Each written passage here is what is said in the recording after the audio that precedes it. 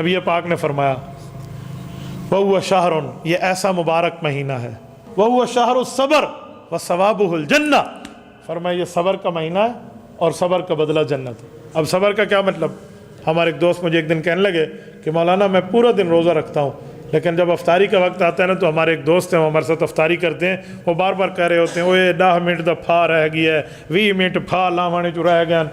میں نے اسے کہا یہ بھائی اپنی نیکی ضائع کر رہا ہے، حضور نے فرمایا صبر کا مہینہ ہے تو صبر کر لے۔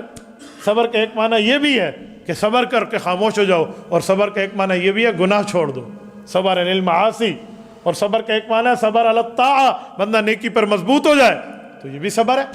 تو حضور پاک علیہ السلام نے جو بتایا میں وہ کر لینا چاہیے۔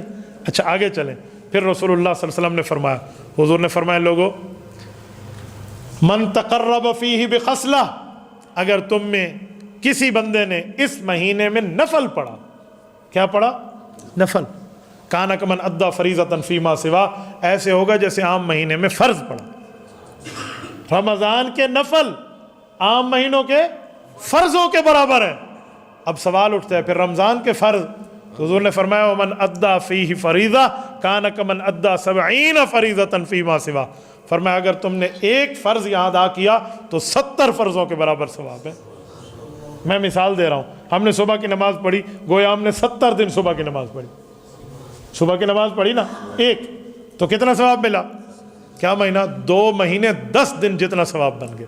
70 دن تو 2 مہینے 10 دن بنتے ہیں نا، 30 30 60، 2 مہینے 10 دن اوپر کر لیں تو ایک نماز 70 دنوں کی نماز کے برابر، 2 مہینے 10 دن کے برابر، کتنا بڑا ثواب ہے۔ اچھا ایک فرض 70 فرضوں کے برابر ہے، ہم دن میں 5 فرض کی نمازیں پڑھتے ہیں، 70 ضرب 5 350، آپ نے 5 نمازیں نہیں پڑھی، آپ نے 350 نمازیں پڑھی۔ کانا کمن ادا 70 فریضۃ فیما سوا، اتنا بڑا رحمت والا مہینہ آ رہا ہے اور ہم لوگ اس کی فکر نہیں کرتے۔ ہمارے نبی پاک صلی اللہ علیہ وسلم 3 مہینہ پہلے اس کی فکر فرماتے، رجب کا چاند دیکھتے فرماتے اللہم بارک لنا فی رجب و شعبان وبلغنا رمضان، اللہ میرے رجب کو بھی بابرکت کر دے، میرے شعبان کے مہینے کو بابرکت کر دے، اور ہمیں یہ توفیق دے کہ ہم رمضان کا استقبال کر سکیں۔ یہ بلغنا رمضان کا یہی معنی ہے کہ ہمیں رمضان تک پہنچا دے۔ تو میرے ساتھیو یہ نبی پاک علیہ السلام نے ہمیں فرما دیا۔ اب اللہ معاف فرمائے اگر ہم لوگ اس میں فرض بھی چھوڑ بیٹھے، نفل تو دور رہا، تو کتنی بڑی بد نصیبی کی بات ہے، کتنی بڑی بد نصیبی کی بات۔ سونے میں ایک جملہ مزید کہنے لگا ہوں کہ ابھی اللہ تعالیٰ نے ذہن میں ڈالا ہے، آپ اور ہم چاہتے ہیں نا کہ ہمارے فرضوں کی کمی پوری ہو جائے، تو اس مہینوں میں نفلوں کی کثرت کر لو، کیونکہ اس مہینہ میں نفل فرض کے برابر ہے، فرضوں کی کمی اللہ پورا فرما دے۔ اس مہینے کے نفل فرض کے برابر ہے نا، تو نفلوں کی اس میں کثرت شروع کر لیں، نہ تہجد چھوٹے، نہ اشراق چھوٹے، نہ چاش چھوٹے، نہ اوابین چھوٹے۔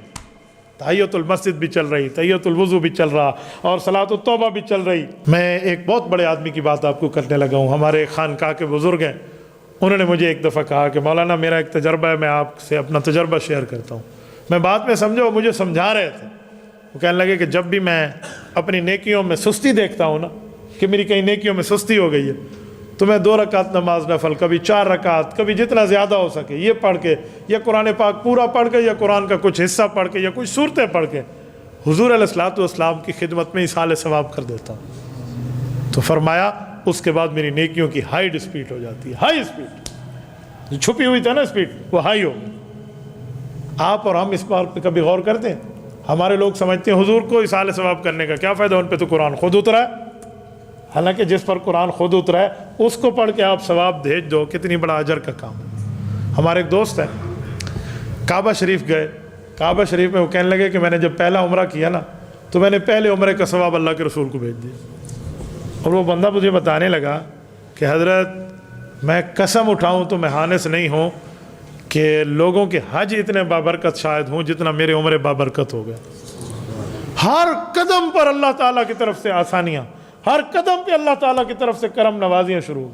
تو ہم روزانہ کی بنیاد پہ 2 نفر رسول اللہ کو پڑھ کے بھیجیں، ثواب بھی ہے اور ہمارے کام کا معاملہ بھی ٹھیک ہو جائے گا، تو ہماری نیکیوں میں اضافہ ہو جائے گا، ہماری نیکیوں کی سپیڈ بھی بڑھ جائے گی۔ اور اسی طرح تو ہے کہ ایک مرتبہ حضرت ابی بن کعب کو اللہ کے رسول صلی اللہ علیہ وسلم نے فرمایا کہ ابی قرآن پڑھو، مجھے سناؤ، میرے اللہ نے فرمایا میں ابی سے قرآن سنوں۔ تو حضرت ابی رونے لگے، یا رسول اللہ سمانی، فرمایا نام اللہ اسماک، کہ اللہ نے میرا نام لیا؟ فرمایا جی اللہ نے آپ کا نام لیا۔ تو آپ مجھے بتائیں جس پہ قرآن اترا اس کو قرآن پڑھ کے سنایا جا سکتا ہے، تو جو نماز لے کر آیا اسے نماز پڑھ کے ہدیہ اعمال کیوں نہیں ہو سکتا؟ تو اس پہ قدردانی ہوتی ہے۔ تو یہ کر لیں تو فرضوں میں کمی پوری ہو جائے گی۔